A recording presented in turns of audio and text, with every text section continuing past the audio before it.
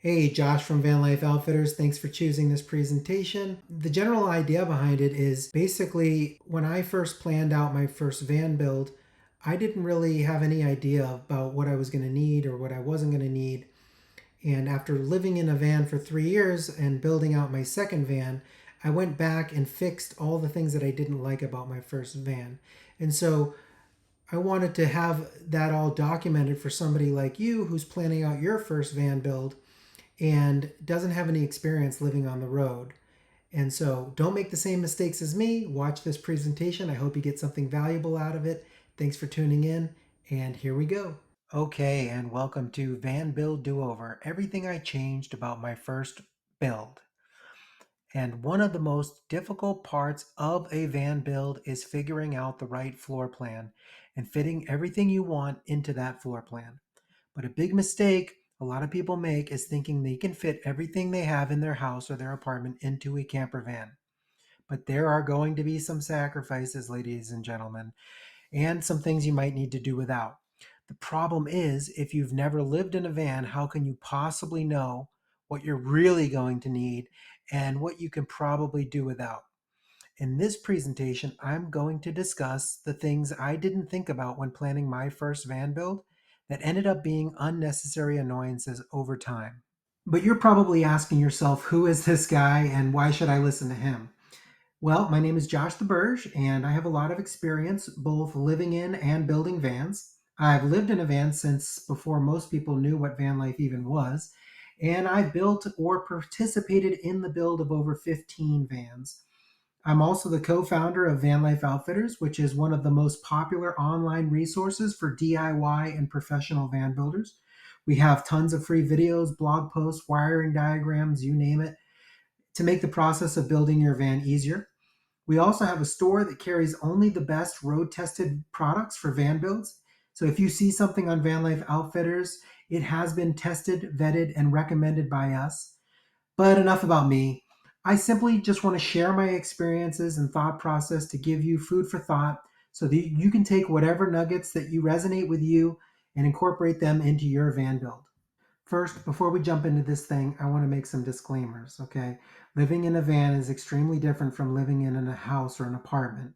Some of the conventional thinking in planning a living space does not translate in a van. You're probably going to have to sacrifice some of the comforts that come with living in a house. Hey, long showers, dishwasher, walk-in closets are probably not in your future. And if that bothers you, van life might not be for you. With van life, you are trading a little bit of comfort for a lot of freedom. I repeat, with van life, you're trading a little bit of comfort for a lot of freedom. It's awesome. And my goal is to help you not create unnecessary discomforts. I'm going to be talking about some of the things from my first van that annoyed me that I solved in my second van.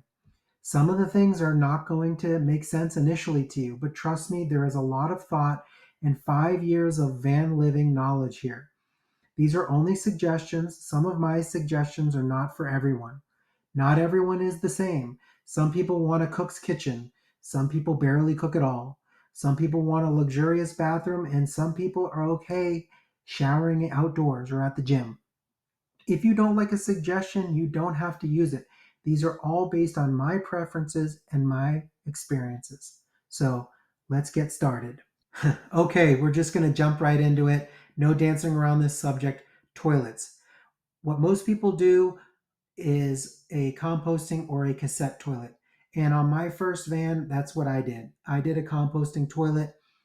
They are great, but they're very expensive. I think I spent over $1,000 on my composting toilet, and I ended up never using it for number two. I don't know if it was a mental block. I didn't want to go number two next to my bed, or I just always happened to be near a toilet. There's rest areas, campgrounds, trailheads, grocery stores, you name it. You're always pretty much within 5 minutes of a toilet. I did need to use it for number one in the middle of the night when I would wake up to go number one. And it got kind of annoying because the urine tanks on the composting toilets don't hold very much liquid. So you probably have to empty it every couple of days. And the solution that I came up with, which saved, you know, 90% or $900 is just $100 urine diverter that is hooked up to a fan and a 5 gallon bucket. The 5 gallon bucket is basically storage. You can put cleaning supplies in there, and in case of an emergency, you can line it with a trash bag if you really need to go number two. But the way that I have my had my toilet set up was strictly for number one, and I rerouted the urine from the urine diverter into a tank under my van on an electric dump valve. So I was only emptying my urine tank once every couple of weeks. I didn't have to touch anything. I just hooked it up to a dump station and flipped the switch, and it emptied it automatically. And it's a much cheaper solution than a $1,100 composting toilet. So I understand that's not going to be for everybody. You can see a photo here where I of the cabinet that I built with the bucket underneath. I have a cover that covers the bucket so you don't actually see the bucket, but I took that off so that you could see the setup. And then I just have a regular old household toilet seat on top of that. It works great, and it's much cleaner, much less annoying than emptying the urine tank on a composting toilet. But I completely understand if a composting toilet or a cassette toilet is what you want to go with. Okay, second up is the shower, which is probably the hottest topic in the van build debate. Some people cannot live without a shower inside their van, and some people are perfectly fine showering at campgrounds, at the gym, outside, and I completely understand both sides of the debate. I tend to lean towards showering at the gym or outside because I don't want a big shower taking up a large percentage of my interior space. They kind of make the space feel a little bit more cramped. You can utilize that space for a lot of other things than a shower that you're only using once a day. So I personally tend towards the shower at the gym. It motivates me to work out more because I know that I'm going to go there anyways to take a shower. Might as well get a workout in. You also, when you're showering at the gym, you can take a shower as long as you want, as hot as you want. But when you're showering in your van, you have to be conscious of how much water you're using. You have a limited amount of water, you have a limited amount of hot water, and you have a limited amount of gray water space to hold all that shower water. So there are a couple national chains like Planet Fitness, which is very inexpensive. Their gyms are always renovated and nice. You also have Anytime Fitness, which is also most of them are open 24 hours, and they actually get your own private bathroom at Anytime Fitness. There's also truck stops, rec centers, the beach, friends' houses, campgrounds, you name it. There's lots and lots of showers around where you don't really necessarily need a shower in your van. And as long as the weather's fine, you can also shower outdoors. But over the last couple of years, there are some really exciting new products on the market. The one here in the photograph is a product that we sell at Vanlife Outfitters. It's called a Tetravan shower. And what this is it's kind of like a folding system where it kind of folds out of the way. And then when you want to take a shower, so it kind of looks like a dishwasher when it's not in use from the front. But when it is in use, you fold down the front door, and the front door turns into the shower pan. And then there is a shower curtain that comes with it that's not pictured in this photo. The shower curtain hooks up to your ceiling in your van, and it kind of creates a really cool shower that doesn't take up a lot of space. But if you don't feel like driving to the gym, or you just want to take a shower and go to bed and you don't want to have to go in and talk to anybody at the gym or a campground or whatever, you can have the best of both worlds. So it's just always going to be a hot topic in the van build debate, but this is kind of the kind of getting the best of both worlds. I personally would recommend not doing a shower in the van and just showering at campgrounds and the gym. But if you aren't sure either way, you can always go with this Tetravan shower available at Van Life Outfitters. Okay, here's something that's a little less obvious than toilets and showers, and that's shoe storage. When I built out my first van, I really didn't consider where I was going to put all my shoes. But I quickly realized after my first week of living in the van that that was going to be an issue. And When you come back from a long hike or it's raining outside, when you live in a house, you're typically going to be walking over a sidewalk or driveway and grass, and a lot of that dirt and mud gets cleaned off on your way to the house. But when you're walking into a van, there is no buffer area. So that's going to get tracked into your van. You're going to end up sweeping multiple times a day.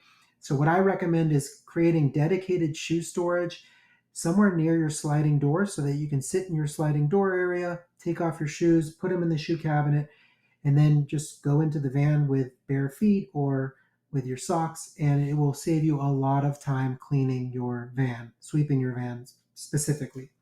As you can see in this photo, I have a shoe cabinet in between the driving slash cockpit area and my living space. It's right near the sliding door. I take my shoes off, I put them in there. There's an air freshener in there. I could fit like 3 or 4 pairs of shoes and sandals in there. It's all good. And it's definitely something that I think that you should consider before you build your van. Okay, well, here's another one that's a little less obvious, but definitely learn from my mistakes because you can't just put items on your counter like you would at home and plug them in. I learned that the hard way. I had a lot of expensive gear on my counter and I forgot to put it away. And I really didn't have anywhere to charge while I was driving. And that's valuable time when your stuff could be charging. So on my second van build, as you can see in the photo here, I added a charging drawer. Your GoPro, your drone, your camera, your spare batteries, all of that stuff can just be put into the drawer, plugged in, close the drawer, and it's charging while you're driving. But you can't put that stuff on the counter and leave it there plugged in while you're driving. So learn from my mistakes and build a charging drawer in your first van build. Okay, so remember what I said at the beginning where van life is basically trading a small amount of comfort for a lot of freedom, and that's completely true. And I recommend, when you can, adding those creature comforts back into your van whenever possible. And in my first van, I had an under the counter fridge and it was great, but the problem is that every time I needed to put away groceries or get groceries out, I had to bend over or get on a knee or sit down, and it just really killed my back. And it just wasn't necessary. There's a lot of fridges on the market. Um, you can put fridges at eye level, or you can get a tall fridge that feels like a fridge at home, and they are awesome. This one in the picture is a fridge that we sell at Vanlife Outfitters from Vitrofrigo. It's called the Slim 150. It's super shallow, super tall. It feels like a fridge from home. And although you are sacrificing a little bit of counter space with a fridge like this versus a fridge that goes under the counter, I really think it's worth it. Something to consider if you want your van to feel like home is a fridge at eye level. Okay, on my first van, I bought those black and yellow rubber bins from Home Depot to put all my gear in. And if you're anything like me and you're into the outdoors, you're going to have a lot of gear. Those bins were the bane of my existence because every time I needed to get something out, it was always in the back bin on the bottom. So I had to take out the other 3 bins just to get to that one item in the back on the bottom. So if you can, and you have a fixed bed with a garage space underneath, and we're going to talk about that in a minute, um, I recommend putting in some sort of a drawer system. So in this photo, you can see I have 2 really long 40-inch drawers on the right side that hold all my gear. And then on the left side, I have a drawer slide system that is another product that we sell at Van Life Outfitters that can hold bins. It can hold an inflatable paddleboard. It can hold a bike. It can hold all different kinds of gear. It slides out 80%. And so it's definitely something that I recommend. It can hold 800 pounds. But just having drawers that can organize all your gear and you don't have to go digging into all these different bins is something that I strongly recommend. Okay, one thing I never thought about when planning my build was where I was gonna put all my backpacks. I ended up having like 3 different backpacks. I had one for my gym and shower gear. I had one for my hiking backpacking gear, and I even had a third one for all my camera and photography gear. And those are things that you don't necessarily want to throw in your garage because you probably need to access them daily. And so what happens is you end up putting them on the floor or putting them on a seat, and then it's in your way and you can't sit down, or it's on the floor and it's driving you crazy because you're a neat freak. So if you have the space and you can plan your van around where you're going to be putting these backpacks, I strongly recommend some sort of a dedicated catch-all, throw-all bin that you can put your backpacks and any kind of loose things into, and it will just keep you sane and make the van feel a lot more organized. Okay, I probably sound like a broken record here, but with van life, you're trading a little bit of comfort for a lot of freedom. But when you can reclaim some of that comfort, go for it. And one area that you can reclaim some comfort is with your mattress. Don't cheap out on your mattress. Splurge a little and spend a little bit of money on a nice mattress. After you come back from a long hike or doing whatever kind of outdoor activities you're going to be doing, you want to get a really nice night's rest. And I personally, I know a lot of people like the dinette that turns into a bed, but I personally don't like that for a few reasons. Number one, it can get really annoying really quickly if you have to transform your bed into a couch in the morning and then transform your couch into a bed in the evening. I don't know about you, but when I'm tired, the last thing that I want to do is turn my dining room into a bed. The other thing is you're going to lose garage space. Yeah, it's cool for Instagram to have a cool dinette. It's cool for entertaining, but you're going to lose a lot of valuable storage space by doing your bed that way. So if you have a lot of gear, you're definitely going to want to go with the fixed bed with the garage underneath. The third reason I don't like the convertible dining into bed is you're going to be using your cushions from your dining area as your mattress, and that just doesn't work for me. I really value my sleep. You spend almost a third of your life sleeping, so you're going to want a real nice mattress. And I really recommend a fixed mattress, fixed bed with garage storage underneath if your floor plan permits. Okay, these next few slides are just a few features, products, recommendations that I wish somebody had told me about when I first hit the road. And so, again, these are small little items that we're just going to help you reclaim some of that comfort. Okay, the first product we have here is bug screens. At this point, they're almost a must have. I didn't have one in my first build and I completely regretted it. This one is one that we sell at Vanlife Outfitters. It's super easy to install and it's relatively inexpensive. The next item is a spice rack. If you cook a lot, it's really nice to be able to have access to all your spices and hot sauces rather than digging into a cabinet multiple times. Again, the goal here is to make cooking as stress-free as possible and to reclaim some of those little creature comforts without sacrificing too much. The next thing is something that you may or may not have thought about when planning your van is where you're going to put your trash and dirty laundry. Don't forget, you're going to be making a lot of trash and you're going to have laundry.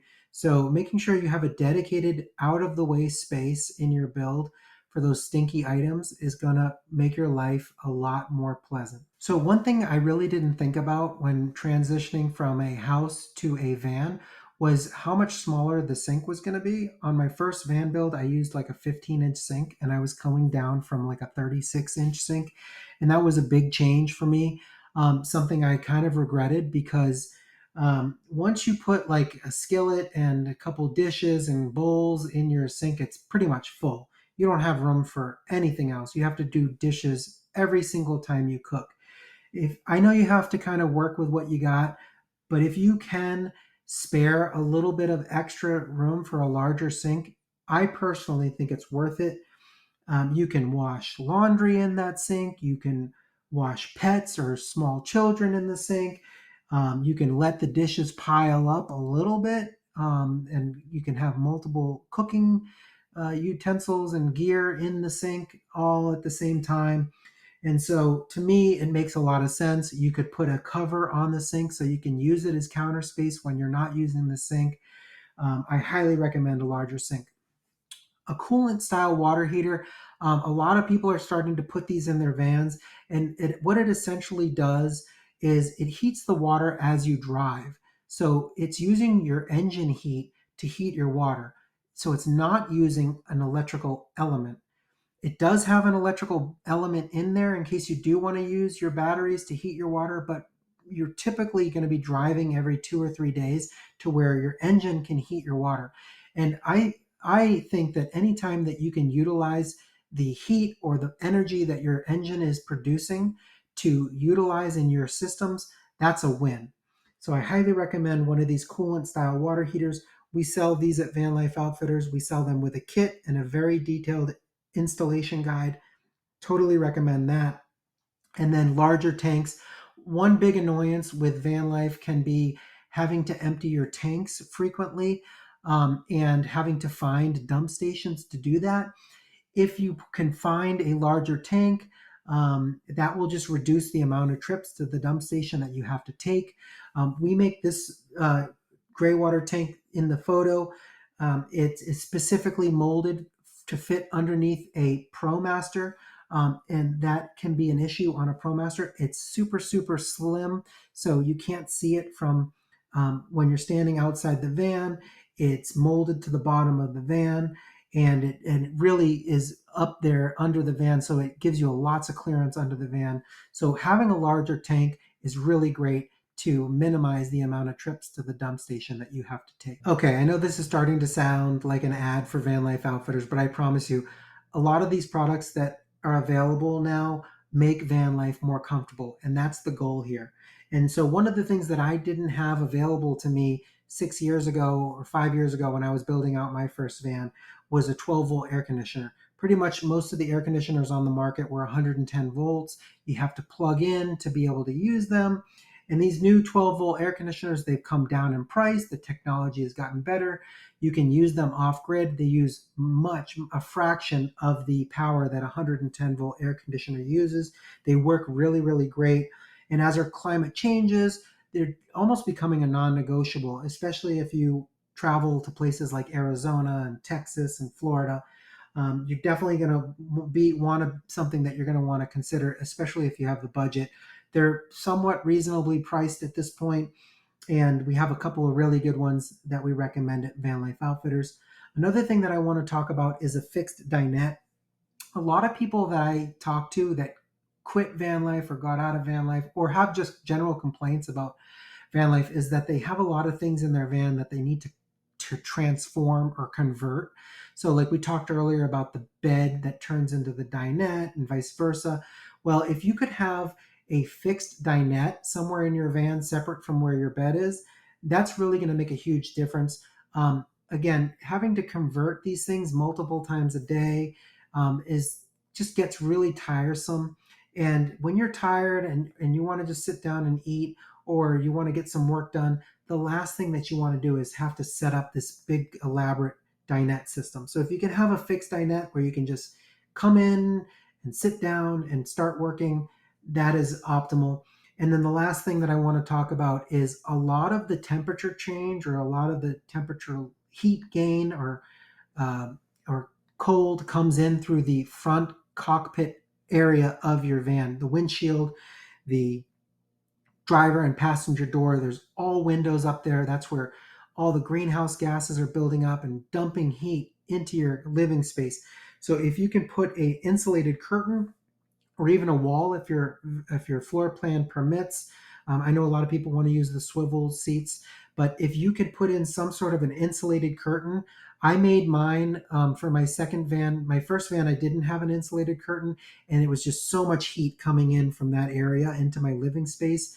And then in the winter, all that cold was coming in from there. You can get window covers as well, but if you can add window covers plus an insulated curtain, and you can I made my curtain out of Thinsulate, which is something that we sell at Van Life Outfitters, but you can make that curtain out of anything that's insulated. It's really going to be a game changer when trying to, modulate the temperature inside your van. So that's one thing that I strongly recommend is some kind of a wall or insulated curtain. All right, that's going to do it for this presentation. Hopefully you got something valuable out of it. If you did, feel free to email me at josh@vanlifeoutfitters.com. And while you're there, we have tons of free blog posts, videos, wiring diagrams, load calculators, all to make your van build easier and less stressful. And check out our store where we have road tested products that we recommend. I hope you had a really good time. I know I did. Thanks for tuning in. Have a great day.